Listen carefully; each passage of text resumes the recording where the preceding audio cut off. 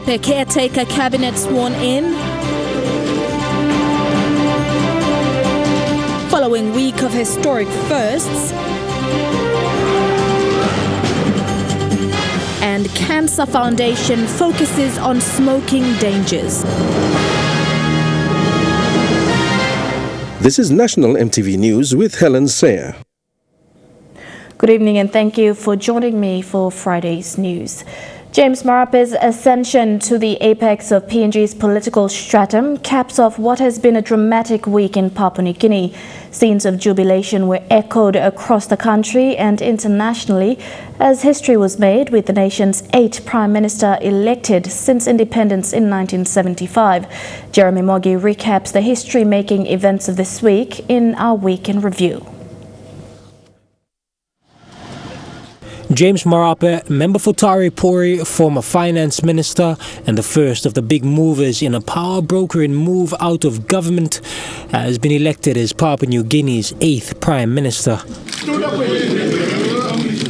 The 48-year-old politician, first elected to Parliament in 2007, began his portfolio as Secretary for Works under Prime Minister Sir Michael Somare, eventually moving to become Education Minister and then Finance Minister under Peter O'Neill until April this year.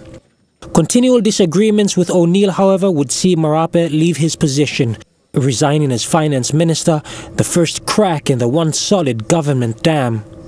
The month that followed was an arena of intense politicking, punctuated by widespread public dissatisfaction of now former Prime Minister Peter O'Neill. Verbal sparring on the one hand and divisive beliefs on the other, all played out for the country to see. O'Neill had been seen as a major influence on the state of affairs on a nation teeming with natural resources and who'd been accused on multiple occasions of corruption amidst a falling economic situation. Earlier this month, O'Neill had appeared unperturbed, calmly sidestepping his opponents in suave fashion before Speaker Job Pomat would adjourn Parliament. Me now adjourning Parliament. It's going to Tuesday, 28, moon May, 2 o'clock, afternoon. That 3-week hiatus, however, creating a snowballing effect that would see Marape build up his own coalition of alliances, with some of the country's most influential politicians all answering the calls to his banner. He adopted Oro Governor Gary Jufa's slogan, "Take back PNG to maximum effect," utilizing multiple media platforms to get that message across. It worked. Let me appreciate the Honorable Gary Jufa's catch cry, taking back PNG, and we've added to it, giving economic independence to our nation. Marape was the darling of the media, captivating audiences. With statistical evidence yet to be presented, public reactions so far show Marape as being the most popular leader in this nation. Prime Minister by make him na sidan blomibla na ran blomibla ogeta by alright. So me mama straight all Prime Minister blomite making good work. Me mama so sem bigla something am Peter O'Neill resign do the honorable thing name resign. So I'm now Prime Minister me can now samlo toto ke me toto lo ne me can walking where all manlo street na all plus line can amas. The confidence in his leadership was evident in Parliament, with an overwhelming 101 to 8 votes ahead of other prime ministerial nominees Sir Mikere Morauta. Morauta himself had been Prime Minister under similar circumstances after a political crisis that saw 1999 Prime Minister Sir William Skate deposed. So too Peter O'Neill's ascension, that arising from the 2011 constitutional crisis that almost saw Papua New Guinea descend into chaos. Moving forward for Marape, the feeling of euphoria will undoubtedly be short-lived. Papua New Guinea's current failing economy, a loss of investor confidence, and ongoing public service issues will be a major hurdle to be overcome. Hurdles that both had been inherited from the previous administration in power and that he had had a contributing hand in, something that he himself admitted when queried a few weeks ago about the controversial UBS dealings regarding oil search share acquisitions, which were subsequently released in a report by the PNG Ombudsman Commission. Impropriety or otherwise of it, there's a lot of speculation in the public domain, and so I'm just using this occasion to ask the Ombudsman Commission to table the report in Parliament and for the Parliament to be privy to the fullest information contained in the report that the Ombudsman Commission did, so that if there is any impropriety on the part of any one of us who are implied as having a part in the entire UBS transaction, we can respond appropriately when the issue is tabled before Parliament. And with these issues only a fraction of what needs to be addressed, a looming 2022 election gives Marape very little time to make any serious changes. And whilst there is that aura of euphoria, skepticism still remains, with former Prime Minister Marape saying, "We have a new Prime Minister, but the same government." Prime Minister Marape knows the level of accountability that he will be held to, with Papua New Guinea's 8 million citizens and outspoken parliamentarians all watching, one of whom is the firebrand Brian Kramer, whose constant barrage of criticism over the past 2 years has seen the public now more politics savvy than ever before. And Marape is quite attuned to what the nation is saying. In his inaugural speech, Marape paying heed to the collective influences that will shape his time in office. I'm encouraged and strengthened and comforted by the fact that I have energy, youth, and strength and stamina in many first-timers and second-timers who are in this house on both sides of the floor.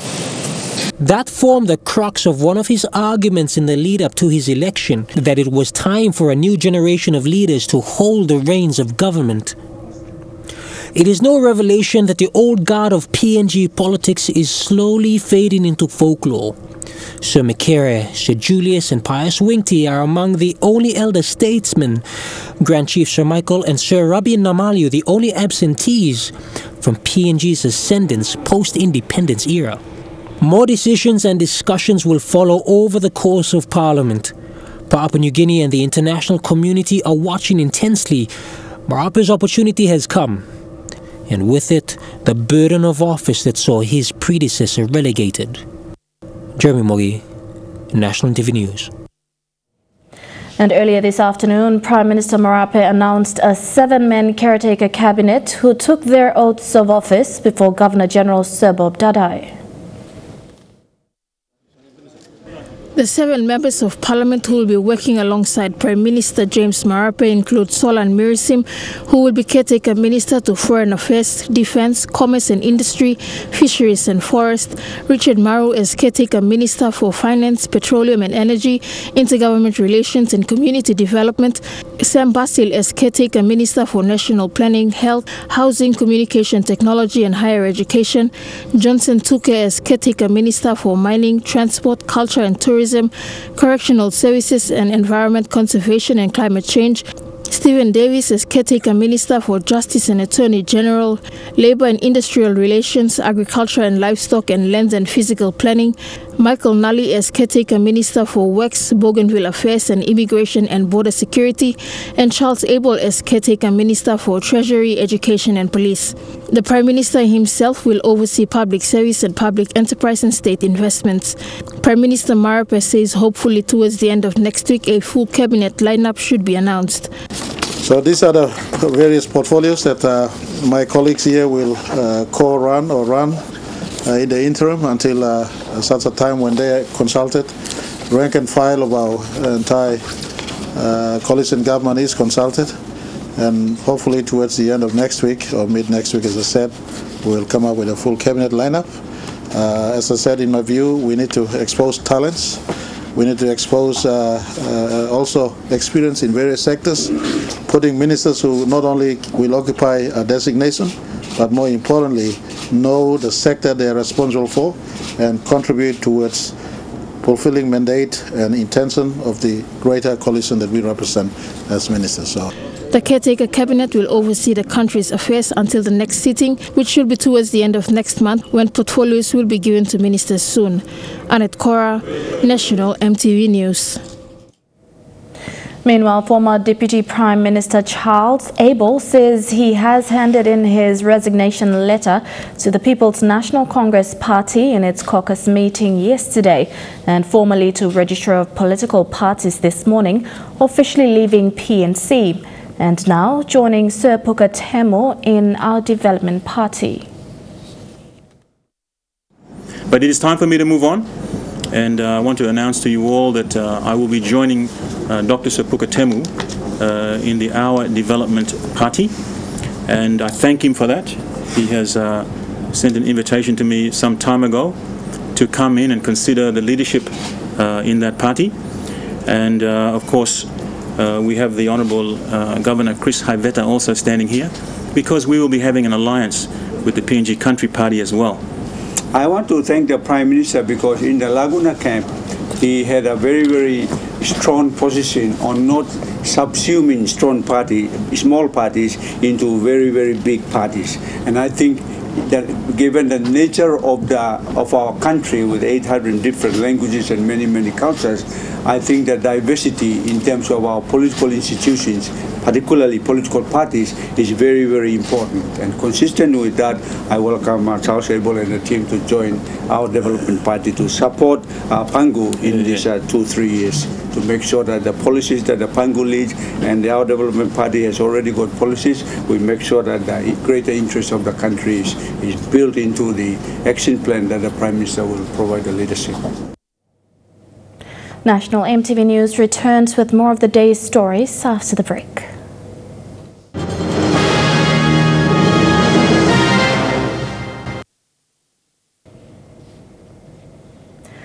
Welcome back to the news. Students at the University of Technology in Lae have been outspoken this week following events in the Parliament.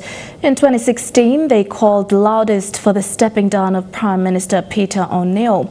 Julie Badui-Owa reports. Final year forestry student, the Unitech. This is Israel Saliambari, a final year forestry student studying at the University of Technology in Lae. He was one of the student leaders during the 2016 boycott. Province na district lo. Bonemol something we lo kimi no straight lo ngami lo tok na mi lo fight strong lo disla bad. Senisi no come up. In May 2016, students from the tertiary institutions in Papua New Guinea, including Unitech, urged the former Prime Minister Peter O'Neill to stand aside and answer corruption allegations. The students boycotted classes and protested on national issues affecting the people of Papua New Guinea. The protest against O'Neill to step down as the Prime Minister resulted in students and members of the public being injured. No, senis come up in the government, mi bla hope posem. At least all about fight on behalf of silent majority plus mi bla sumatiu na mi bla bin boycott lo 2016 long. The change of leadership today with James Marape as the new Prime Minister of Papua New Guinea brought forward these students of Unitech who gave their views on what the new government can do. James Marape must change his view and look into local areas and try start developing and building roads and like that. James Marape should first of all look into education, health and roads, because this is the main areas where Papua New Guinea are benefiting from. We see that there were so many changes, but those changes were taking place right in the hearts of the cities, not along the rural areas and all this. So many of our populations are still starving for health and all the other basic services that have been neglected for some. I'm quite happy about it since the last government it didn't really do much for the students. We need more funds because library belum plenty of building belum mulai run down sabe. So hopefully seni government bakal look through kami cari losan. Mi amma seni government. Hopefully the new Prime Minister will see their downfall as something to stand up and then rebuild the new government. The all begini, all graduate, all come out, then all look masam, all the stuff blow street. Look at job employment because of the economic fall down. Current government right now, James Marape, I hope so. He will do better than the previous government. Julie Badui-Owa, National EMTV News, Ley. The Eastern Highlands Provincial Authority today signed a memorandum of agreement with the Road Traffic Authority. This paves way for them to take on the Road Traffic Authority to a provincial level where they can perform duties and functions of the RTA. With the new Road Traffic Authority Act in place, RTA CEO Nelson Terma says now they have to sign new Memorandum of Understanding with all provincial administrations. Today, Eastern Highlands Provincial Government signed the MOU with Road Traffic Authority, becoming the fourth province so far to sign under the new RTA Act. Through the MOU, provincial governments will now have the authority to perform functions and duties of RTA at the provincial level. We will delegate the same powers back to the province. So each province will be performing these delegated functions at the provincial level. The CEO says by delegating the authority back to them, the provincial government will be able to provide basic road and traffic services in their provinces, as well as a means of generating income through registration of vehicles. Eastern Highlands road links to other provinces in the Highlands region, and every day, hundreds of vehicles pass through the province transporting goods and other services. Provincial Administrator John Gimisive, present to sign the MOU, says they are not so much concerned about revenue, but the safety of the commuters. For us, it's not so much the revenue, which comes as a consequence, but it's more the safety of ensuring that we have our people have a safe traffic environment, if you like, where our roads are safe, the vehicles that they travel on are safe. So far, West Sepik, Simbu, Jiwaka and now Eastern Highlands have signed under the new RTA Act, with 5 more provinces expected to sign. Patricia Chiamo, National EMTV News. The Supreme Court has reached a decision on the applications made by the Attorney General and Electoral Commissioner to have the stay orders made on 25th April 2019 in regard to the LLG elections struck out. The Supreme Court has unanimously ordered the discharge of the stay order of 25th April 2019 as of 11:45 a.m. today. This being the case, the LLG elections can now proceed unhindered. It is now a matter for the Minister of Intergovernment Relations and Electoral Commission to take steps to fixing the dates of the return of the writs as on or before July 26, 2019.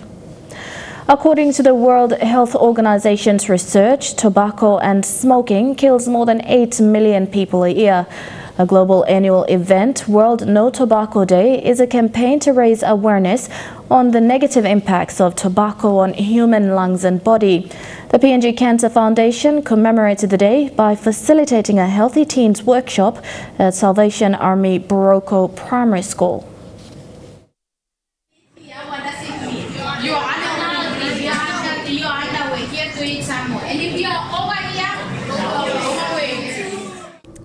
About 200 students from Malolo International School and Salvation Army Boroko Primary School participated in PNG Cancer Foundation's Healthy Teens School program.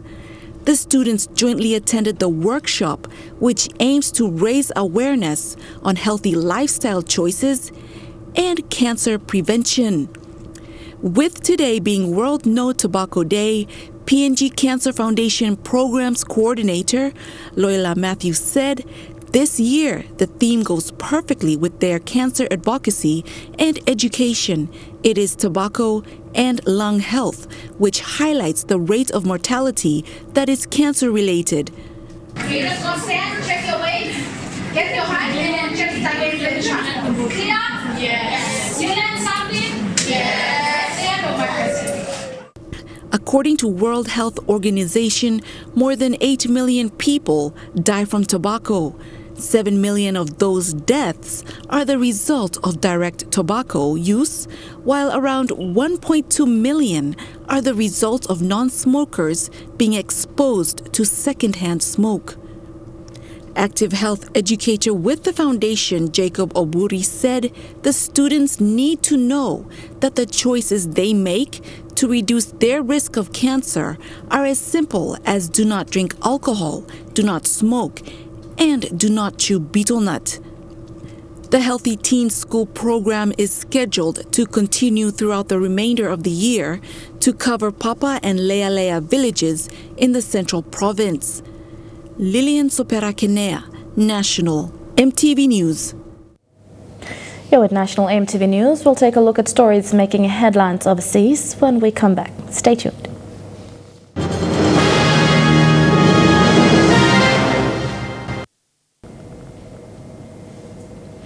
Welcome back. Turning overseas now, the levels at which people are consuming ultra-processed foods like ice cream and many breakfast cereals have soared. But researchers are warning those who eat these sorts of foods tend to be less healthy and die earlier. This is ultra-processed food. They're the foods that have been through the most industrial processing and often have a long list of ingredients on the packet. It includes items like fizzy drinks, crisps and ready meals. Ultra-processing is a new term. So do we know what it is? Chicken nuggets from McDonald's. And like processed meats. White pasta, white bread maybe. It's been processed multiple times. Heavily processed foods, like burgers, are everywhere in our diets. Their impact on health was assessed in 2 studies. The first looked at ultra-processed food and death. It showed for every 10 deaths in people eating the least ultra-processed food, there were 16 in those eating the most. That's a 60% increase. The second study looked at heart health, and that found for people eating the least ultra-processed food, there were 242 cases of cardiovascular disease in every 100,000 people every year. Now, in people eating the most ultra-processed food, there were 277. The authors of the studies say there is now mounting evidence that ultra-processed foods may be harmful. However, much more work is still needed to explain why industrially processing food might have a detrimental effect on our bodies. Until then, experts have expressed caution. What we actually need to know is what's behind these associations. Is it the ultra-processed foods? Is it the nutritional content of them? Is it some kind of additive that's in them? Or is it actually something to do with the people's lives of the people that are eating more of them? And I think before we make any changes or jump to any conclusions, we really need to find out a bit more about it. But while the term ultra-processed might feel new, the health advice is very familiar. A diet rich in fruit, vegetables, fish, nuts and seeds also happens to be one full of unprocessed foods. Now, we all know that young people tend to be quickest to get on board with new technology. But when it comes to driverless cars, scientists in the UK believe it's older folks who could benefit most. To go today. We'd like to go to the picnic area, please. Maya and Jeff are off for a drive. Come on, let's go. Yes. Journey starting. Ooh. But without a driver. Turning left. In the grounds of their retirement village, they are testing a computer-operated vehicle. This is amazing. It really is. Because they don't know how much longer they'll be able to drive, could this help them get out and socialise? This is the future. Well, it is the future. Yes. Oh gosh, look what we're coming up to. Sensors on the pods detect hazards. Whoops. That was the sharp stop. Gosh. Automatic braking then prevents accidents. Was it scary? No, it wasn't. No. It wasn't. It was exhilarating rather than scary. Did you trust it? Yes, I did. Completely. It could be years before these vehicles are on the roads, but the British team of scientists, psychologists and robotics experts say the pods could work now in enclosed private spaces, giving residents in homes like St Monica's more independence. Journey starting. I went for a ride with 88-year-old Monica. Turning right. You've made a new friend there. Thank you. She's one of 100 older people who've been consulted in the design of these pods. Unable to drive, she thinks they have real potential. It can help us to be independent for as long as possible. Turning left. You were a bit late saying that. Of course, not all care homes will have the space or the money to have this kind of technology. But the developers say older people should be at the forefront of developing driverless cars.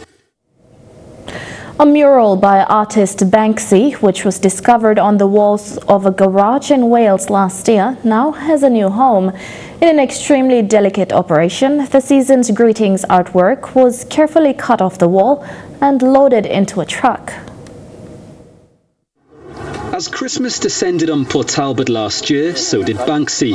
A painting on one side of a young boy playing in what looks like snow, but on the other side the piece shows the child is breathing fumes.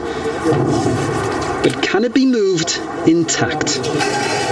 After sleepless nights and months of planning, the moment of truth has finally arrived and the Banksy is on the move. It's been quite the headache for engineers. Protective resins, wooden casings and steel barriers have all been needed.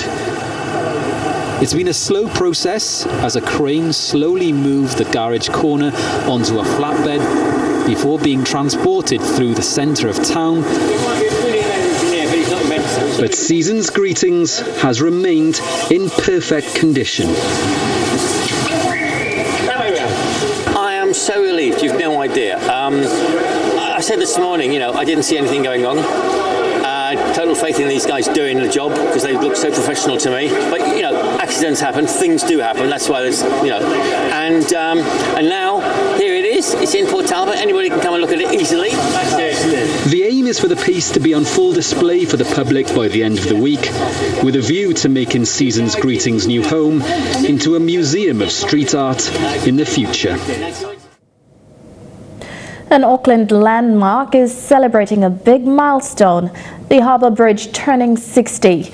The biggest city in New Zealand was divided until the 1950s when a new link joined the city and the North Shore. It was 1959. As the toll booths were opened, the flow of traffic built up into an endless stream. And moving across Auckland was about to change forever. The road link between the north and south shores of the harbour became a reality at last. A kilometre long, thousands of tonnes of steel and concrete, and demand that's never stopped. Back in 1959, there were 11,000 vehicles went over it a day. Now we're seeing 172,000 vehicles a day, so huge growth. I think it's the real marker of when Auckland became a seriously big city. But that growth came with big consequences. People forget it's only a link in the motorway network, and that motorway went right through central Auckland and devastated some big suburbs as well. We wouldn't do that again today. It was called the Coat Hanger and changed people's lives on the North Shore. You had to take a ferry to get there. It was, they called their suburb the island because that's how, isolated it really was compared to how it is now. It took 4 years to make, and some other decisions from the time still haunt Auckland decades later. The bridge is a motorway with no footways. And only 10 years after its opening came the clip-ons. It's a race against time as peak-hour traffic jams become regular occurrences. Many an Aucklander would say the traffic jams never went away, but the bridge became a symbol of struggle,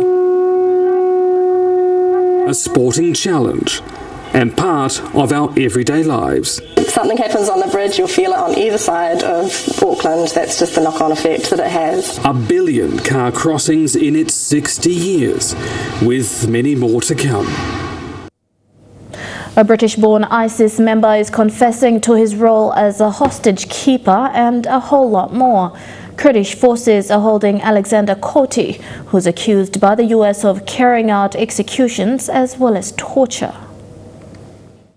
It's 16 months since he was arrested, and now a public confession about the role Alexander Koti played in Islamic State group. He has given ITV News a detailed description of how, as an IS militant, he was reassigned as a hostage keeper. Alongside his friends from London, they would become known as the Beatles, led by the executioner known as Jihadi John. Joined as a regular fighter, then it was indirectly introduced to us that there was prisoners within the Islamic State. They have taken Western prisoners. First came into contact with some of these prisoners in that area, the countryside, for a brief period. He struggles to recall the names of some of the hostages. These John Canley and James Foley were old prisoners from the time of Idlib countryside. French, Didier Francois, Nicolai or Nicholas, David Hennings, British. There was no dialogue specifically detailed. Generally, you speak about Islam, speak about politics, if there was ever opportunity to speak. These hostages included the British aid worker David Haynes, and Alan Henning, a cab driver from Salford, was another. In total, 27 hostages were beheaded, including American journalist James Foley. One of Coaty's key roles, he says, was to force his prisoners to give him their families' email addresses so he could tell them their loved one was being held. At this point, it was instructed to extract email addresses from them and open communication, basically. Any responses would come back sometimes like a proof of life questions. Questions that only the prisoner himself would be able to answer. Perhaps as significant was a confession that from Syria he helped arrange a terror plot in West London involving drive-by killings. Soldiers and police officers were to be assassinated. Tariq Hassani, a friend in London, was to carry out the killings. He was jailed in 2016. Coaty revealed that Hassani was following his orders, and from thousands of miles away, he even helped to buy the gun which was to be used. Coaty switched to Arabic to explain how. فأنا اللي تكلمت معه وأنا اللي نسقته مسدس مع كاتم صوت. This was part of a broader plan, he said, to organise sleeper cells in Europe to retaliate against coalition airstrikes. فكان الفكرة أن يزرع الناس في الدول حتى إن حصل أي نوع من الاعتداء من هذه الدول فلديهم ناس ينفذ عمل. Coaty is now likely to be brought to the United States. He'll face trial and potentially the death penalty. Then finally, perhaps, the secrets of what happened in the execution cell will be revealed. After the break, we'll take a look at some sporting updates in Shukai Sports. Stay with us.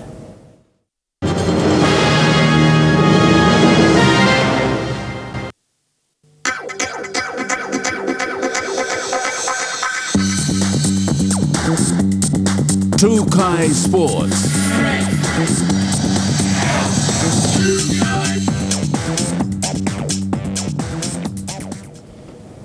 Welcome to Shukai Sports.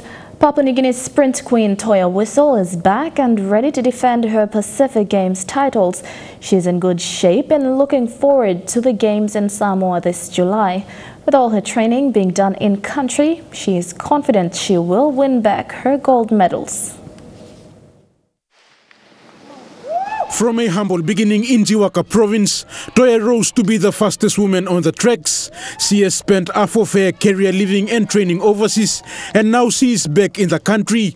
And after returning from Japan recently, winning 2 golds, this has built her confidence to win again in this year's Pacific Games. A gold medal in Japan and come back, it gives me positive, and hey, I'm back on. Training on the grass track, we have good environment in Goroka and SI. For me, winning, coming back, I'm ready for the South Pacific Games. Build up my confidence and ready to go for my last South Pacific Games. Despite being omitted from the national team last year, the sprint queen Toya is now back and ready to take the tracks in this year's Pacific Games.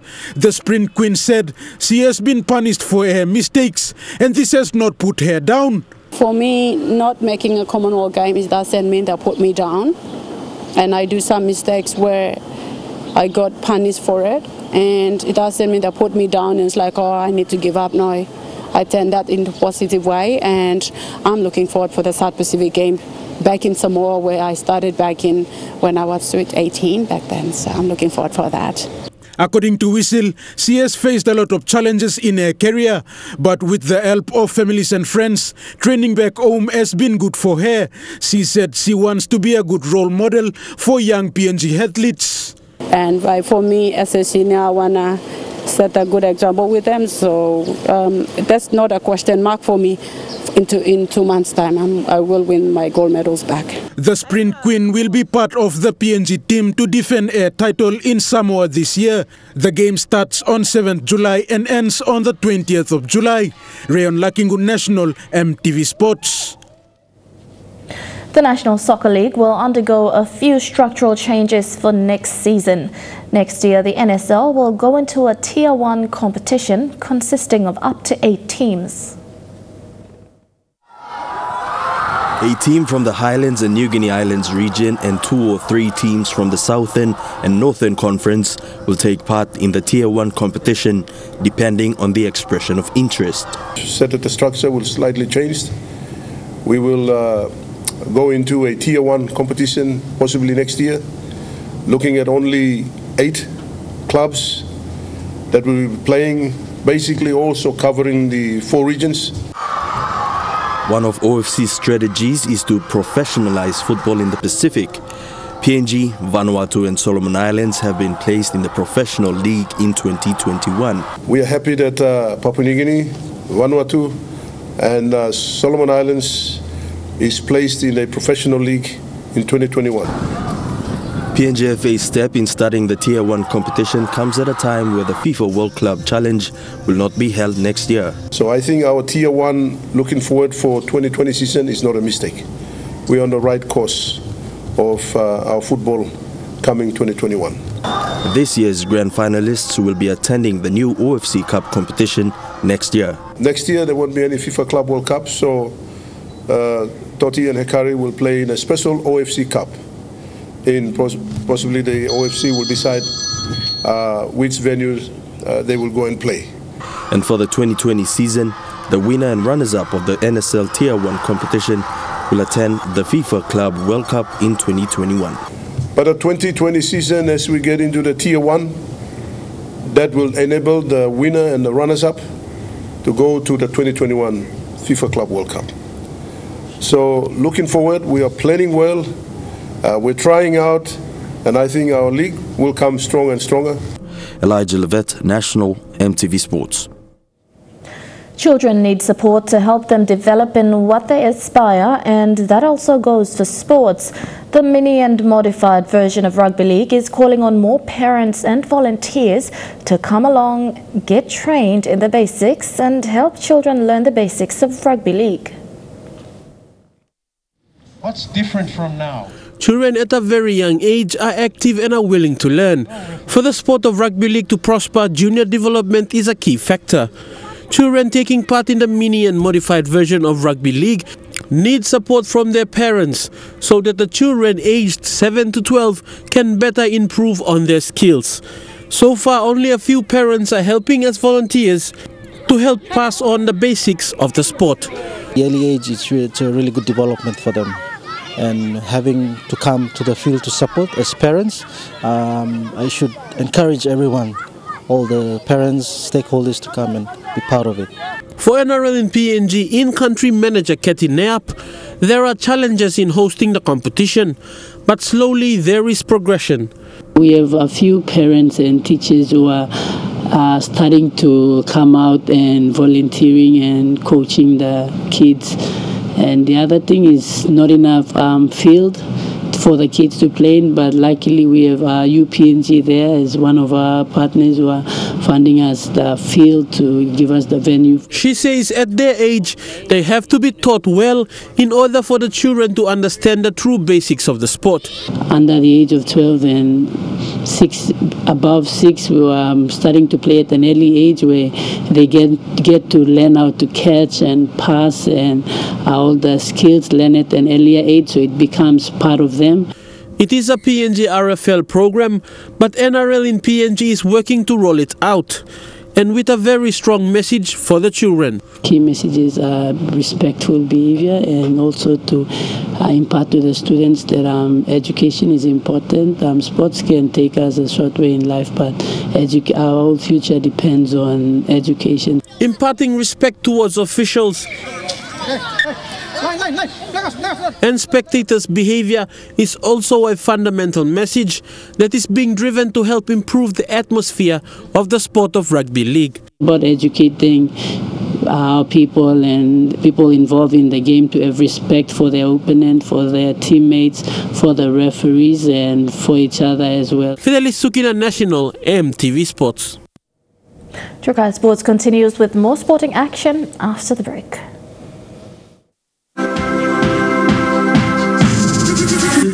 Trukai Sports.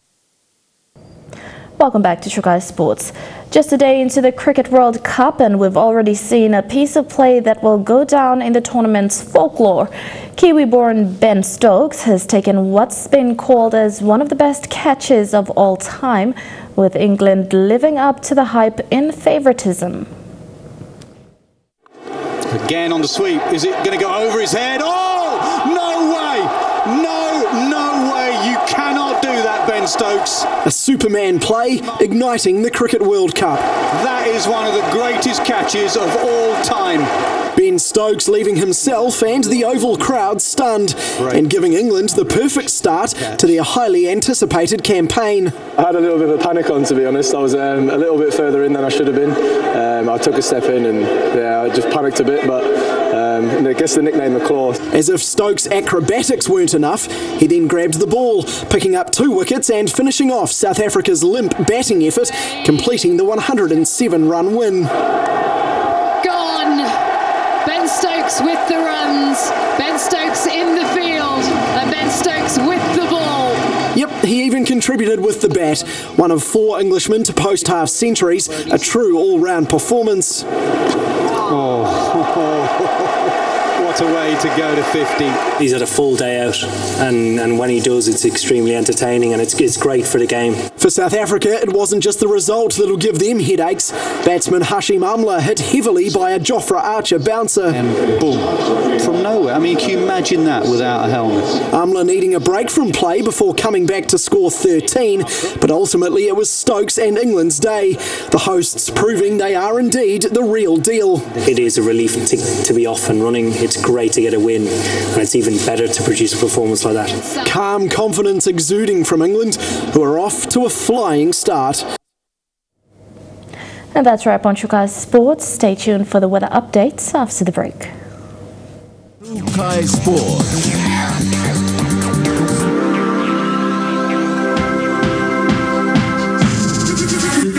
Trukai Sports.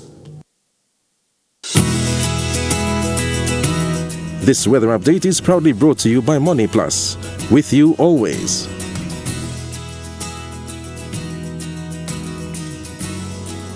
A look at the weather forecast for tonight and tomorrow. A shower or 2 in Port Moresby and Alatau, rain drizzles in Kerema, rain showers in Popondetta and showers in Daru. In the Momaster region, rain showers in Lae and Wau, rain drizzles in Medang, a shower or 2 in Wewak and partly cloudy in Whanimo. In the New Guinea Islands region, fine weather in Lorengau and Kavieng, a shower or 2 in Kokopo Rabaul, Kimbe and Buka. And in the Highlands region, fine weather in Mount Hagen, rain then morning fog in Goroka, Kondiawa, Mendi and Wabeg. For Forecast for small ships for the next 24 hours. Waters of southern PNG Indonesian border through Torres Strait and Daru to Kiwai Island to Kerama, to Yule Island to Hood Point, Arama Coast to Samari Island, with waters of eastern and western Milne Bay Islands, including waters of Finchafen, through Vitiaz and Dempe Straits, to Siasi Island to Long Island, with waters of West New Britain, seas of 2.5 to 3.5 meters. Waters of Samari Island to Cape Vogel to Finchafen, seas of 2.5 to 3 meters. Waters of Long Island to Medang, to Bogia, to Iwak, to Aitape, Vanimo and northern PNG Indonesian border, seas of 2 to 3 meters. And waters of Manus and its western group of islands, and with waters of East New Britain to New Ireland and Bougainville, seas of 0.5 to 1.5 meters.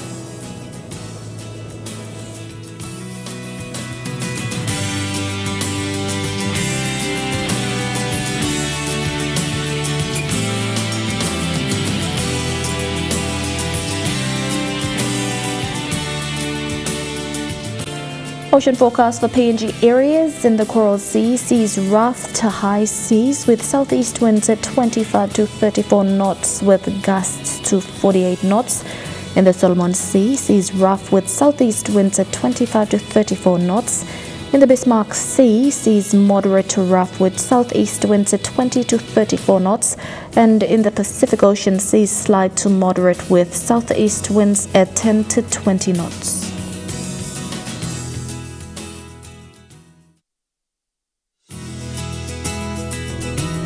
This weather update is proudly brought to you by Money Plus. With you always. And that's been the news, sport and weather for today, Friday, the 31st of May 2019. From the news team, have a safe weekend. Take care. Good night.